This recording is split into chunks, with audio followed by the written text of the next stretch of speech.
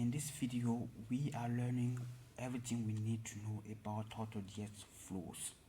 Okay, last time we installed a total.js flow application in our machine. If you didn't follow this video, please look into my previous videos to see how to install the total.js flow.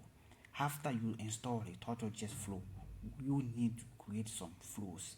This video will focus on how to organize the flows to take advantages of the total.js flow and build your applications. Before we get into practices about creating and managing our flows, I would like to give you some basic concepts of this. Okay, let me draw the concepts in this application so that you understand.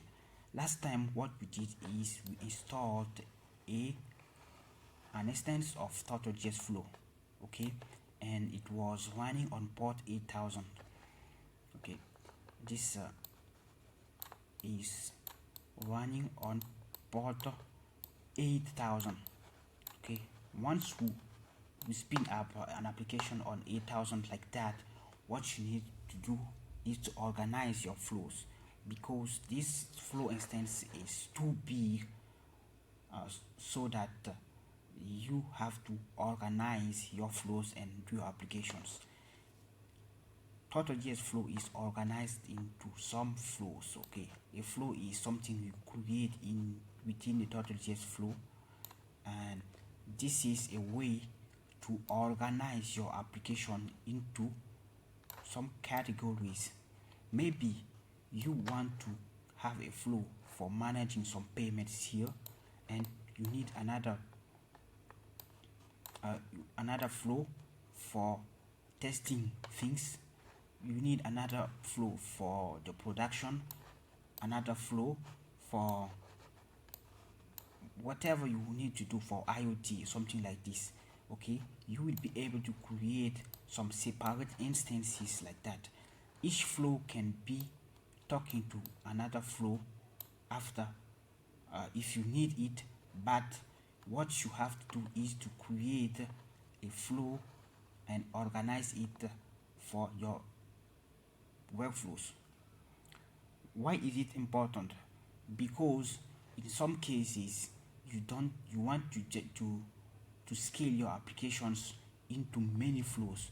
You can create as many flows as you want within the total.js flow and scale your application.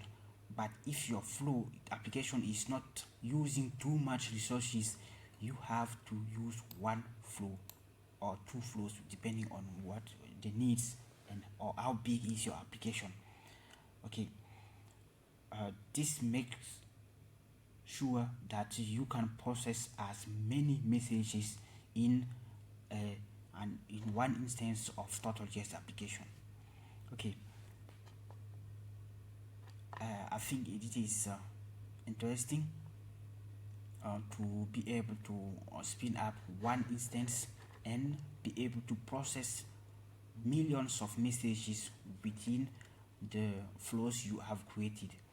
Now let us move into our last project. We are going to launch our applications and be able to give some examples of that. If I go back to the last folder, which was called Flow Lab, we are going to find the same project called Flow, and we can launch the applications. So I'm going to use my terminal. So I get into my desktop first, and Flow Lab. Okay, and then Flow. Okay, we have the application here. We can just type npm start, and as I said, you will launch an application on port 8000. After you launch it, you are able to open it in your browser, not the browser, local host. Okay, sorry, yes, and here it asks you to create a flow. this total.js flow application doesn't contain any flow. Okay, to start creating something awesome, you need to create a flow by clicking on this button or clicking on this button. It's the same thing. If I click here to open up a panel for me to create my flow, if I click on this green button too, it is the same. Now I can create a flow by specifying the name of the flow. Okay, and here if I have a support link from the total.js team, I can enter it here. I can specify a version of my flow, like version 1. The author is going to be louisbertson. It is optional informations. You can put your reference just like this, and here a group. Like I can decide to make a group for production flows. Hit enter. It is going to create automatically this group for me. I can give an icon for this test flow. I'm going to put something like lab and take this icon. Then let's say I can say that the color is going to be this color. Okay, this is proxy endpoint for routing the incoming message requests into this flow, but I'm not going to get into it. Later I will make a specific video about the proxy endpoint to explain you everything. This is another video that is coming. I can limitate the maximum memory limit for it, because every flow is running into your processor, and you can limitate the maximum memory that it's going to use. This is in the coming examples. Maybe we are going to get back into this point. This is some additional information, maybe marked down to describe your flow, what it does for your team to use it easily, to work on it and understand everything, like a documentation of your flow. You can put it here. Now you can submit and create your flow. Okay, after you're creating your flow, you can create another flow, as many as you want to create, and put it into the same group or another group. Okay, the group is production. Let us create another flow that I will call lab. Okay, let me put something payment, for example, payments, and I can right click on to submit, because all the other informations are not required. Well, for payment, maybe I will put something like money icon. Let me see, and click on enter. Because I didn't specify any group for it, it is coming at the first place. But I can edit. For example, I can edit by clicking on this button. I can pause. I can put some global variables for this flow. I can have open it into a new tab like that.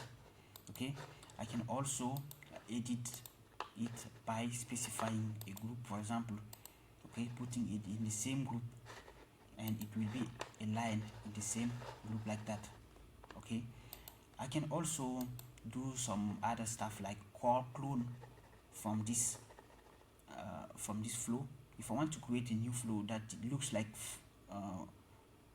the first flow, I can clone it and just modify things. Like I can change it to something like instead of payments, I can say OTP, like this flow is generating some OTP. I think we have a problem, or what?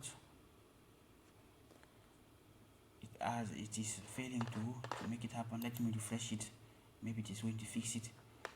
Yes, I have cloned things here. I can now edit this one and call it OTP. Okay, yes, you can create as many flows as you want for your application. Let me change, for example, the icon of OTP by putting something like code.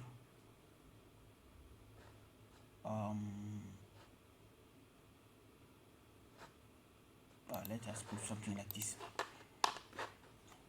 Right, now what you can do also is some download this flow and distribute to someone. Okay, you can download it, and it is going to be a JSON file that you are going to be able to save it and make a backup or share this flow to someone.